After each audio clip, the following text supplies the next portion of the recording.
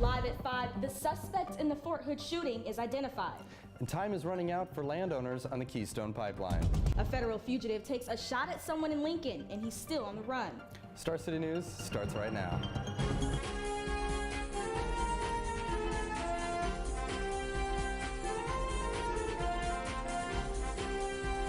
From the campus of the University of Nebraska-Lincoln and the studios of Anderson Hall, this is Star City News Now. Good evening and welcome to Star City News. I'm Connor Stang. And I'm Brianna Foster. A wanted fugitive has been seen in Lincoln. Star City's Kelly Keogh is live in studio with the story. A criminal is on the loose here in Lincoln, but not just any criminal. A U.S. Marshal's Office top 15 most wanted criminal. Police say he attempted to shoot a man outside of a storage complex in East Lincoln yesterday. Now, the 24-year-old fugitive is still on the loose. Lincoln police have now issued a $1,000 reward for Jason R. Jackson after his involvement in a shooting in an East Lincoln storage location Wednesday afternoon. Jackson is a wanted fugitive by the U.S. Marshal's Office as he is now on their list of 15 most wanted criminals. An acquaintance of Jackson spoke with authorities about his encounter with the fugitive yesterday. Had threatened him with a handgun, had fired one round from the handgun, and had removed some of his personal property. The incident occurred yesterday at Stephen Creek's storage out on 140th and O Street in East Lincoln. Police were called around 1:15 yesterday afternoon after receiving a call about a gunshot. Jackson fled the scene and remains a wanted suspect. Jason is currently a wanted fugitive by the United States Marshal Service on federal warrants for narcotics delivery.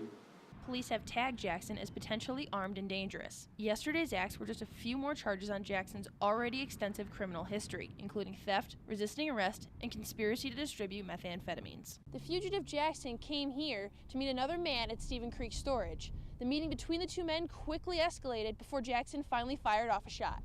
The search for Jackson by members of the Lancaster County Sheriff's Office, Lincoln Police Department, and U.S. Marshals Service continued throughout the afternoon hours and evening hours. The search for Jackson started yesterday and continues into today with few leads. Jackson is one of the only criminals in Lincoln with a reward attached to his findings. Anyone with information regarding Jackson's whereabouts is urged to contact authorities immediately. For Star City News, I'm Kelly Keogh. Brianna and Connor, back to you. Thanks, Kelly. A decision on the Keystone XL pipeline is still in limbo, but TransCanada Corporation is rushing landowners to respond. TransCanada is the company behind the project, and they sent the Nebraska residents ultimatums yesterday. The company proposed payouts of up to $250,000. According to Lincoln Journal-Star, the letters say that the payment offers will be pulled after May 14th if residents don't decide. Future bids won't be as hefty. A Shelby man died yesterday in a grain bin. Jeremy Sevdosky was found around 8 a.m. a block away from the co-op's main office. The Polk County Sheriff's Office and the Nebraska State Patrol are investigating the death. He was a father of 5. A memorial service is set for Saturday at 2 p.m. in Columbus. A Crete man died this morning after a car accident. Brent Boyd was driving a 2002 Ford F-150 when it rolled over near Southwest 8th and West Sprague Road. The car was spotted just before 6 a.m. Deputies say he wasn't wearing a seatbelt and was ejected from the car. The Lancaster County Sheriff's Office is still investigating the cause. Reciting a poem won't require censorship for a Nebraska high school student. The Nebraska School Activities Association released a statement yesterday allowing Michael Barth to perform his original poem on TV.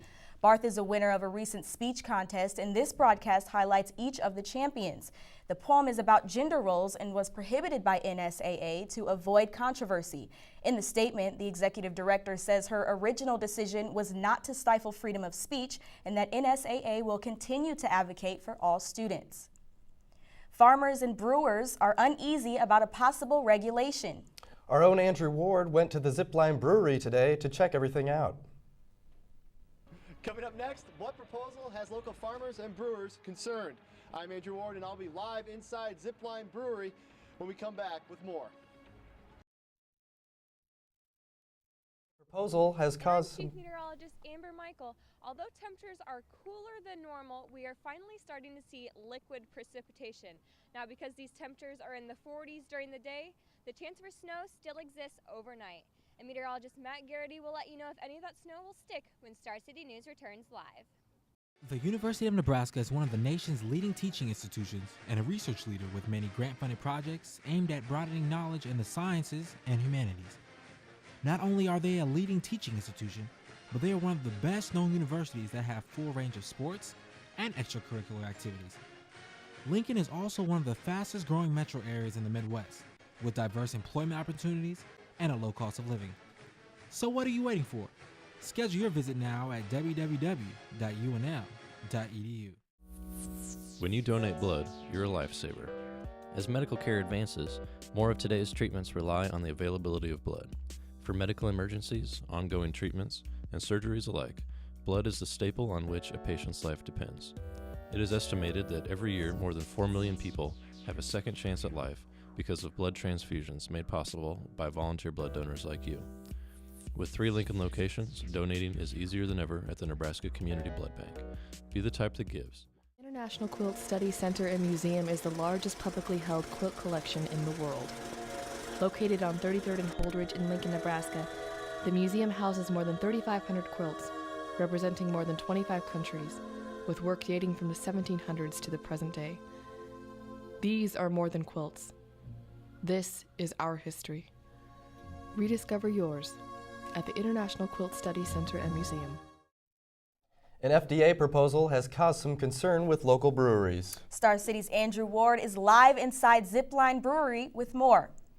What was inside this machine right here, called a mash tun, was the cause of concern for the FDA. What's inside of it now, though, is a cleaning chemical, hence the glasses.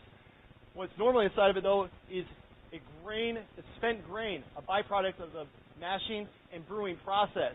This grain normally goes to farmers so they can feed their cattle, but the FDA is looking to change that. It's always been this way for small-scale brewers. The barley goes to the brewery, and then it goes back to the farmer as spent grain. It's a process that's beneficial for both, and the FDA is now proposing to end it. So it's a really zero-waste relationship the way it exists right now, which is probably rare to say in almost any industry, where it literally goes from the barley comes into the brewing process, it gets used, it goes back to the cow, it probably then goes and gets spread on a field once the cow is done with the grain, so it's kind of a nice process right now. Zipline Brewery is just one to be concerned if the FDA proposal becomes a new rule.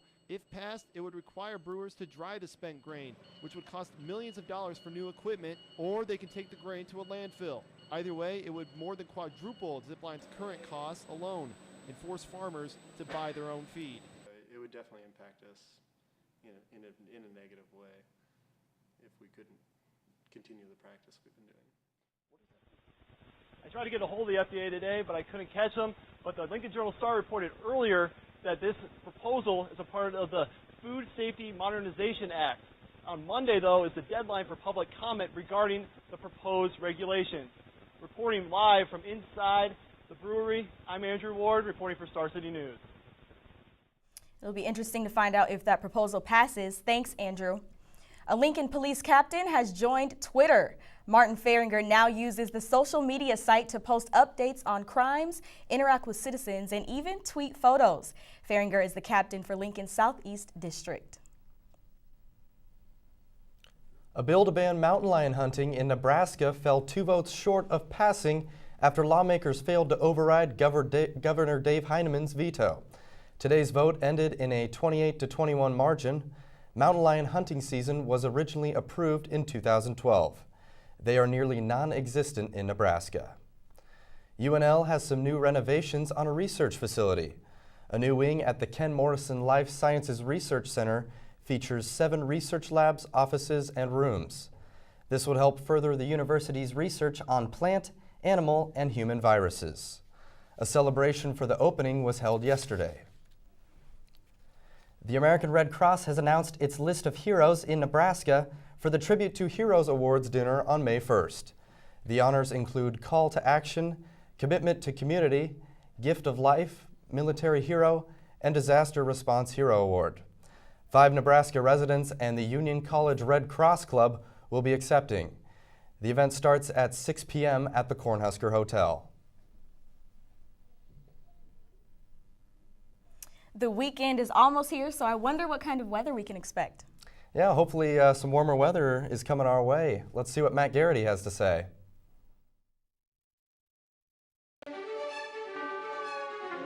Here's what's happening outside right now.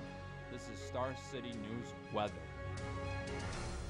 Good evening and welcome to your Star City News weathercast. I am meteorologist Matt Garrity. A pretty dreary day for us here in Lincoln, Nebraska. As you can see behind me, this is looking towards downtown Lincoln. You should be able to see the Capitol building about right there. It's a no-show because of the low clouds and the persistent drizzle that we've had most of the day today. We take a look at our almanac and you can see the big thing to note here is the 1 degree difference between our low and our high for today. That's because of those clouds that have been just hanging around for the past day or so. We look to our regional map here and we see this big low pressure system here. It's given us quite a variety of weather over the country. In Arkansas and Missouri, we've got severe thunderstorms as well as some tornado watches. Up in the Great Lakes area, we've got heavy rains and possibly some flooding going on. And to the north in central Nebraska and eastern South Dakota, we've got some snow, possibly 4 to 6 inches in some areas there. But sandwiched right in between all that is us here with just some light drizzle. We've gotten about 1/4 of an inch so far. We do need that moisture, but hopefully we get some more. We zoom out to our current map of current temperatures. You see upper 30s across most of the state, up to 40 in North Platte and 44 down in Concordia. We're just not quite warm enough to get that, or quite cold enough to get that snow here, so be thankful for that. This evening we're only going to drop just a couple degrees down to 36. We're still hanging on to that 30% chance of some drizzle tonight with north-northwest winds 15 to 20 miles per hour, so it is pretty breezy still. And overnight we're going to get down to 31, just below freezing, so I won't rule out a chance for a couple flurries, maybe some mixed precipitation, but north-northwest winds 20 to 25 miles per hour, gusting up to possibly 35, so it will be pretty windy and the wind chill will make it feel quite a bit colder. And then tomorrow we may see some sun poke out and get up to 45 degrees. Still pretty windy with gusts up to 30 miles per hour, but much better with some sun out there. And then we look at our 7-day forecast. You can see Saturday much better at 57 degrees, upper 50s for most of the weekend. A secondary system will come through and bring us some small chances of some rain. And then after that clears out, Wednesday 62 up to 70 degrees on Thursday with plenty of sun. So look forward to that. Back to you, Connor and Brianna. Good to know that the weather will be getting warmer. Thanks, Matt. Yeah, I couldn't agree more. And coming up after the break, Reed Kilmer has our social media news. We'll be right back.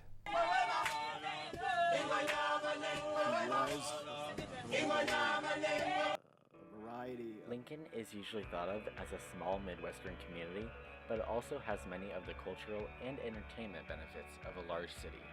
Lincoln has a growing business community and is also home to the Nebraska state government. The new Pinnacle Bank Arena is home to Nebraska basketball and hosts many big-name concerts year-round. Lincoln is one of the fastest-growing cities in the Midwest. Come find out for yourself. In Lincoln, life is right. You don't have to drive to Omaha to see the latest and greatest independent films. The Mary Rietma Ross Media Arts Center, located on the University of Nebraska City campus at 13th and Q Street, provides the Lincoln community with an alternative to commercial film and television. The Ross has a variety of showtimes to fit your schedule, and students get a discount. Add a little culture to your life. Visit the Ross. To learn how to support the Ross and for showtimes and ticket prices, visit theross.org. Visit the Nebraska State Museum at Morrill Hall, where worlds come to life. At Morrill Hall, you can explore worlds past, present, and distant. With its natural history exhibits and Mueller Planetarium, 1 minute you can be walking with dinosaurs and the next you can be flying amongst the stars. Don't let your opportunity for a day of exploration and wonder pass you by. Visit museum.unl.edu for more information. Stop by Morrill Hall and just explore.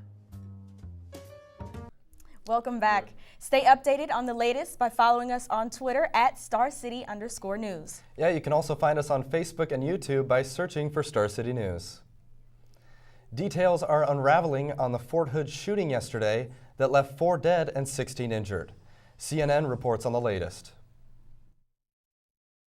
We're learning more about the Army specialist Ivan Lopez. He's accused of entering the country's largest military base and opening fire.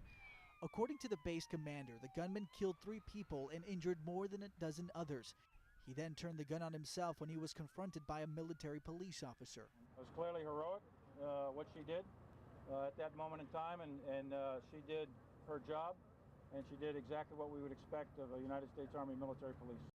He'd only been at Fort Hood since February and had been previously serving with the National Guard in Puerto Rico. He was undergoing a variety of treatment and diagnoses for mental health conditions ranging from depression to anxiety. Neighbors say they noticed nothing out of the ordinary about Lopez or his family. Typical average family, you know. They were always coming and going, you know, they'd smile whenever they see someone, and that was it. Less than 5 years ago, a similar shooting rocked Fort Hood.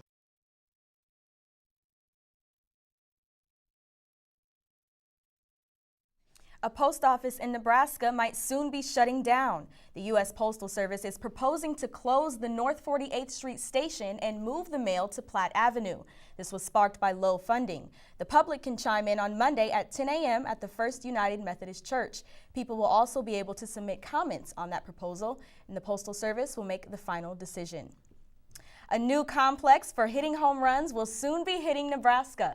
According to the Lincoln Journal-Star, the Lincoln-Lancaster County Planning Commission agreed that a new $45 million youth sports facility would be fit for the land use plan.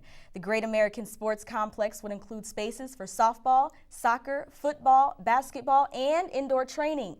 It will be near Haymarket Park and is expected to open next spring. Speaking of sports, Nebraska baseball takes on conference rival Ohio State. Yeah, and for all you basketball plans, the Final Four is coming up this weekend. Let's see what Larry Brown has to say.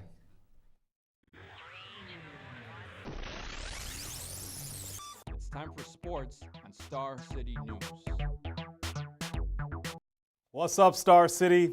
I'm Larry Brown. We kick off with some softball news. The 20th ranked Huskers took on Creighton at Bowling Stadium Wednesday evening. Senior Tatum Edwards was sharp, striking out 9 and only giving up 4 hits in 6 innings. Taylor's sister Tatum Edwards joined in the Blue Jay beatdown by driving in a pair. Junior Kylie Muir hit a career high with 3 runs. Creighton was sent their walking papers out of Lincoln as the Huskers win 5-2. Nebraska continues Big Ten play with a 3-game series this weekend against Illinois. A bit of basketball news now. The men go into the spring signing period with 3 slots to fill. Freshmen Nate Hawkins and Tim Wagner are leaving, in addition to sophomore Sergei Vucetic. Hawkins only averaged 1.4 points and had a career high of 11 points at Michigan. Vucetic played 7 games this season. He had only 12 points and 6 rebounds in his 2 seasons with the Huskers. Wagner had to sit out the entire season after dislocating his ankle. On the women's side, sophomore Sadie Murren will be leaving as well. Big Red Baseball comes back this weekend, and as they begin a 3-game series against Ohio State. Nebraska comes off a split after facing Arkansas. The team has been up and down with 16 wins and 13 losses overall, 1-2 in the Big Ten. Husker coach Derek Erstad talked to the media today and had this to say about his team's performance. Our focus has been and always will be just to play our game and be strong in all parts of it. And I think our guys are a little frustrated that we haven't been able to do that up to this point. It's almost like the movie Mad Max. 4 teams enter, 2 teams leave. The Final Four is upon us again. Florida, Wisconsin, Kentucky, and UConn are still alive after rolling through the NCAA tournament. The number 1 Gators take on UConn, who's ranked number 7. Calipari and his number 8 Wildcats go head-to-head with number 2 Wisconsin. Great matchups for this weekend, and I'm calling it right now. You heard it here first. Florida against Kentucky for the national championship. That's all I have for all your sports. Brianna, Connor, back to you. Thanks, Larry. A teenager tries something new with a fast food tattoo. And an Australian music group started singing Lion King when they were waiting for a flight. Reed Kilmer has more.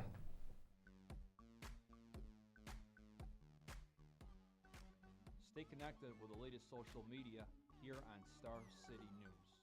Hey Star City, I'm Reed Kilmer for social media, and let's get you updated on what's going on. The Golden Arches of McDonald's are famous and well known, but a Norwegian teenager decided to make his love for the fast food restaurant permanent. 18-year-old Stihan Ytterda had a McDonald's receipt tattooed on his right arm last week, and this week added a new tattoo. The new addition is the tattoo of the receipt for the McDonald's tattoo on his left arm. Hopefully in 20 years, he'll still be loving it. But a little girl from Colorado is sure still loving Denver Broncos wide receiver Wes Welker for signing something other than a football for her. Delaney Clements, an 11-year-old cancer patient, requested Welker's signature upon her head. A picture of Clements' unique autograph has exploded all over the internet. She claims she will never wash her head again, and I thought I had a tough time getting kids to wash up. Best of luck to Clements' parents. Now, if you've ever been on an airplane and thought waiting for it to take off was boring, you haven't flown with Australia's The Lion King cast. Due to an exciting day, the group broke into the Circle of Life song while other passengers boarded the plane. The cast has been spending the day in Brisbane announcing the production would be coming to the Australian city. Check out a clip of this viral video.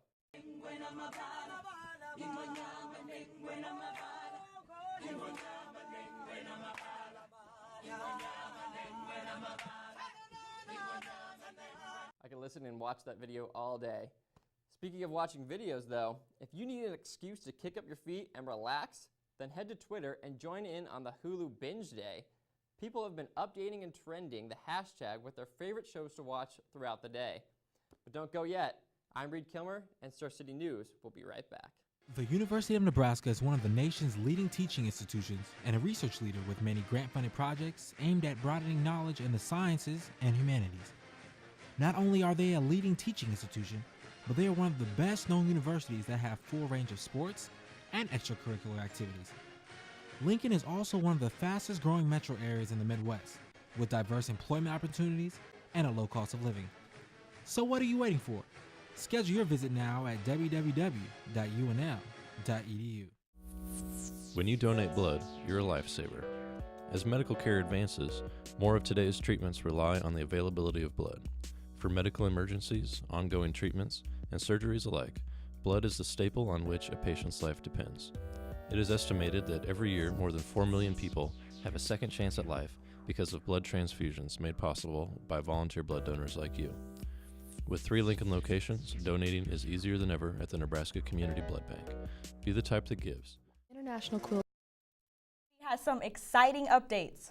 Yeah, our very own Brian Colbert's going to tell us what's happening on campus. Get the latest campus info with UNews. What's up, Star City? I'm Brian Colbert, bringing you the latest news around your campus. UNL Chancellor Harvey Perlman is turning to billionaire Warren Buffett for investing advice on Twitter. Buffett appeared Wednesday in one of Perlman's Pearls of Knowledge videos that showcases the Chancellor's fun side while promoting Buffett's alma mater. Oops, sorry, wrong number.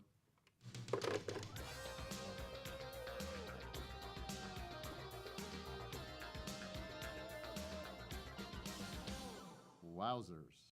In the video, Buffett takes a break from grading losing entries in his billion-dollar NCAA bracket contest to talk to Perlman and tells him to invest in kittens because the cat market is up. The big event comes back to UNL tomorrow. The student-ran national organization aims to give back to local communities through one large day of service. More than 3,000 students, faculty, and staff are expected to volunteer and give thanks to Lincoln for hosting this great university. More than 150 groups volunteered last year at UNL. Let's hope that the showing is even better this year. For any questions on the event, you can email bigevent.unl@gmail.com. Central Plains Severe Weather Symposium and Family Weather Fest return to UNL tomorrow at Hardin Hall. CPSWS aims to provide severe weather education and preparedness information to the public through its annual symposium. This event is free of charge, and with the way Nebraska's weather has been lately, I may have to go get educated myself. The University Program Council and UNL Greek Affairs are bringing hip-hop artist Big Sean to the UNL campus for his annual outdoor spring concert. The 2014 UNL Spring Concert will be Wednesday, April 9th at 8 p.m. on the Nebraska Union Green Space. The concert will be open to UNL students, faculty, staff, as well as the Lincoln community. What do you think is the most possible place for UNL students to go study abroad? The College of Journalism and Mass Communication surveyed 100 UNL students, asking them various questions about studying abroad. This survey is called JMC's attempt to increase the study abroad opportunities for its students. In my hand is the raffle box, and Professor Luis Casanova will join me to pull the lucky winner. And to answer to that question, Brian, the most popular place to go to is Spain. Did you know that? I would like to go to Spain as well. And what do you think is the second most popular place? I would have to say like Jamaica. Oh my God, I would like to go to Jamaica, but it's England. Oh. Dan Williams is our winner for a $50 gift card for it's a Visa gift card, so you can redeem this at any Walgreens and spend it any which way you want to. So what do you think? Well, congratulations, Dan Williams. We're Did hoping you fill out one of this raffle? I did not get to fill out that, so I missed out. But Dan Williams, you did not miss out, so congratulations, sir. And that's what we got going on our campus today. For Star City News, I'm Brian Colbert. Back to you, Brianna and Connor. Thank you, sir. Thanks, Brian. Yeah, I'm really looking forward to that Big Sean concert. Speaking of concerts, our very own Lanny Holstein has more with entertainment news. Let's send it over to Lanny. And now for the latest in entertainment on the Star City News Network.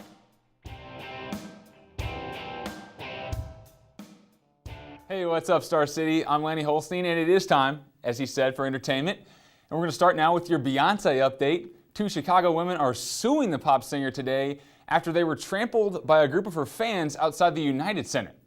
The women claim that the general admission line pushed them back, knocked them over, broke one's ankle, and knocked the other one unconscious. And now they claim it's partially Beyonce's fault because she, along with the United Center, supposedly created the dangerous situation. And Michael Strahan, he picked up a new gig yesterday. The former New York Giant and current Live with Kelly and Michael co-host confirmed that he's going to be the part-time host now on Good Morning America. And he still wants people to know, though, that he's not leaving his current show. He said he loves Kelly Ripa too much to do something like that.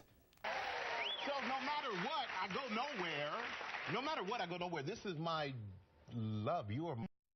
This is my job. So don't worry, anybody. I'm not going anywhere. And now some scandalous pictures are threatening to shut down one of Nickelodeon's top shows.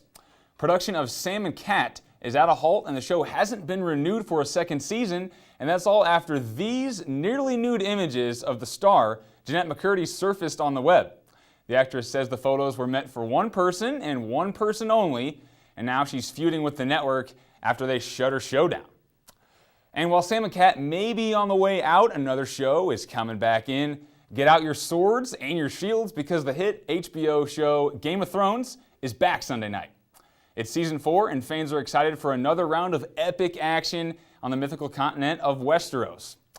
And all right, that's going to do it now for me here in entertainment. Now that you're all caught up on everything, let's send it back over to the anchor desk. Thanks, Lanny. I'll be sure to have my popcorn ready for Game of Thrones. A Pennsylvania woman has caused Mill Creek Township to change its policy on paying sewer bills. She showed up last week with a shoebox of coins worth $200 to pay her bill. It took employees an hour to count the change and put it into sleeves.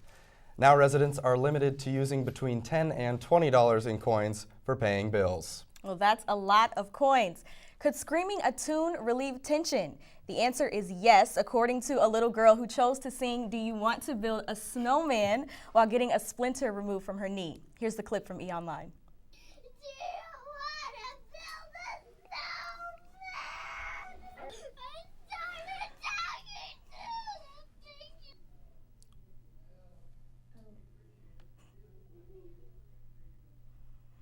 That song is from the Disney movie Frozen, and it was definitely an interesting rendition.